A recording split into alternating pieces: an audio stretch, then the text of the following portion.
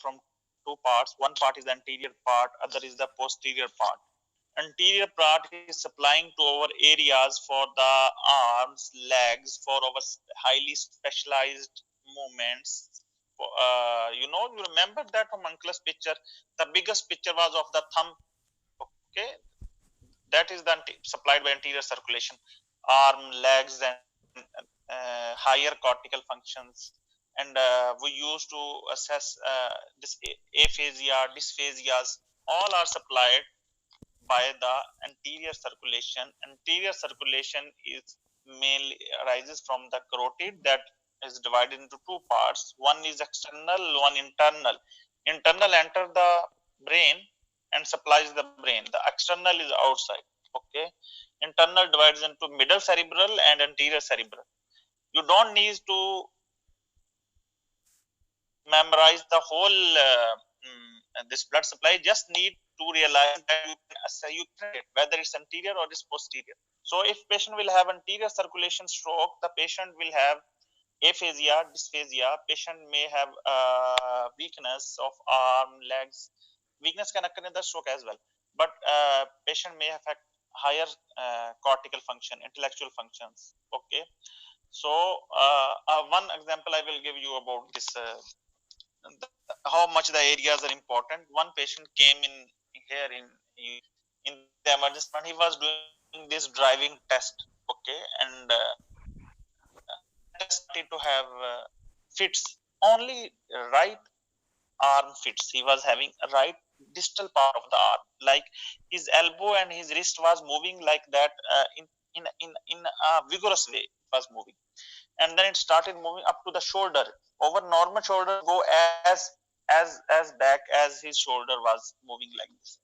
And the policeman who was conducting that driving test, he brought him here, and he brought direct him to the emergency. And he was thinking that maybe his performance was not good, and he started to say that my arm is not in under my control.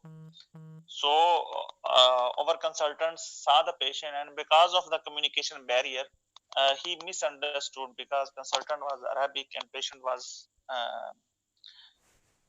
Hindi. He misunderstood that, and he said this patient is having conversion disorder. Okay, and then I was with my consultant. I told him that why, if he's having conversion, why he's having only in the arm, why he's not having in the leg. Okay, he is saying he wants to show that he cannot perform in driving test because his arm is not his control. But I told him that this may be due to SOL, who is compressing the frontal lobe of the arm, and that's why he's having only lesion in this arm. Then he said, no, first we will give him some time, and he asked to close the lights and give some relaxation moments for the patient, and then he said he will assess again after 30 minutes. Then he assessed in, and the second time when he assessed, patient was smiling. Okay, he was saying that what happened with you, and the patient was saying nothing, no, nothing happened with me, and he was just smiling. That smile was quite inappropriate in that scenario. Okay, and he was saying, okay, no, I will go, and I will. He was little bit behaving inappropriately. Then he realized that there may be something wrong, and then did the CT with contrast. There was like a mass in the brain, and that was in the same area of frontal. I told you this story just to tell you that how we can localize the intellectual functions are also disturbed with this patient, and the weakness was also in that specified in that arm. One of I think Mazhar write the in the differential, he write SOL. He is right. SOL can only such a focal weakness can be caused by SOL. So, but he was having movements, positive symptoms, not negative symptoms of the arm. So I told you the story just distribution of sim, and he was on his smiling. Inappropriate behavior was also an indicator that his intellectual function, there is a problem in the frontal lobe. Okay, problem is in the frontal lobe. That's the thing. So he was misdiagnosed because of our consultant cannot understand his language properly, and he misinterpret that this is conversion, or this may be he is just making the symptom. So this is the anterior circulation. If the patient will have a problem in the anterior circulation, he will have a symptom like this. The posterior circulation, two vertebral arteries together make the basilar artery, and basilar artery end up with the posterior circulation artery. And all of the syndromes we have written, even if you are in station 3 and you are suspecting it's a lateral medullary, or you are suspecting it's a medial medullary, you can say it's a posterior circulation. That is, we cannot memorize that weakness of one face, and in which there will be a ptosis, in which there will be a cerebellum. Posterior circulation will cover all these syndromes, ICA, PICA, and pontine and basilar artery syndromes. It will cover all. And patient will have, it supplies the cerebellum, midbrain, pons, and medulla. Okay, so the patient has symptoms related to cerebellum. In the brainstem, there are nuclei, some very important nuclei. So it will have symptoms related to the nuclei, vestibular nuclei, severe vertigo, dizziness, and loss of balance. Due to cerebellum, he will have ataxia. Blood pressure will be little bit high in this case, and he may have total loss. Is this if the problem is in the occipital lobe, vision, sometimes patient has vision but he don't know that he has lost the vision.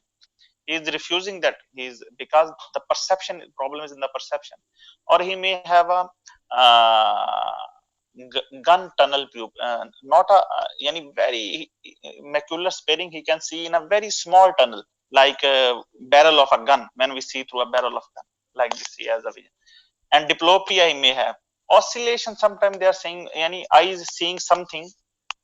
It's also because occipital lobe is involved, these oscillatory symptoms are also there. Tinnitus, vestibular nucleus patient will have tinnitus. So these are the symptoms of posterior circulation. Okay, we will differentiate between the problem is the anterior or posterior. Posterior mainly causes among posterior dissection is more common. Anterior, they are relatively less likely to dissection, but the posterior, due to the passing through the vertebra and cervical, it may cause dissection. But before making the dissection, ask about the symptoms of posterior circulation. It's okay, doctors? Okay, thank you. One more question. In the second case, when we were saying that this weakness is due to the migraine, and she might have the diagnosis of migraine earlier because she was having the headaches for a while. So in that case, in the workup, do we still do the CT scans and all those fancy tests for her, or we will like to explain to the patient that you got the migraine, and as result of the migraine you are having this weakness, or we'll still do the CT scan and the jelly scans and all those things? Yes, doctor. Actually, ideally we should not do all these things, but we will involve the, we will tell the patient that we involve the brain doctor to rule out any serious conditions. But for me, it looks at this, the problem is due to migraine. Okay, we will just involve the neurologist for further management of this case. Emergency CT is not recommended in this case. If it's a actually, doctor, your question is not uh,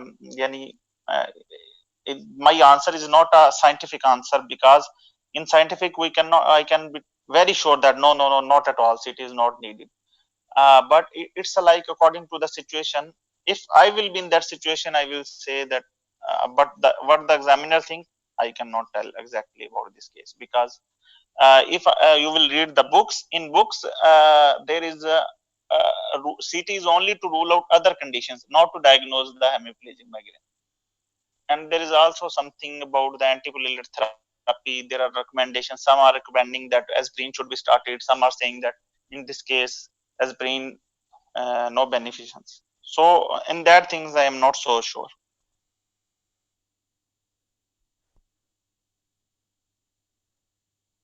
Okay. Any other question? And one last question regarding the first case.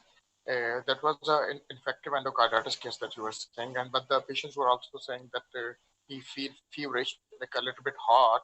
and he was losing weight as well. So we should consider the DT of hyperthyroidism in that one as well. That during the differential after Yes, doctor. the like Actually, infective. at that, yeah, this question I can answer very well. Alhamdulillah, I am very confident because you can differentiate easily. You will ask about the appetite. Appetite is good. In infective endocarditis, appetite is not good. Patient is fatigued and night sweats. In night sweats is also not a feature of hyperthyroidism. Night sweats is a feature of infective endocarditis. And fatigue is also not a feature of hyperthyroidism. Hyperthyroidism patients are more active. Okay, fatigue is a feature of hypothyroidism. And in infective endocarditis, there is a fatigue, night sweats, weight loss with anorexia. We are not suspecting anorexia in hyperthyroidism. That's why whenever someone is telling you that doctor, I am losing weight, ask the next question should be, what about your appetite? If he is losing weight with good appetite, it's a thyrotoxicosis. It may be type 1 diabetes. And so ask about the appetite. Okay, doctor. Thank you, brother. Thank you. Thank you, sir. If no question, we can end the session. Okay, sir.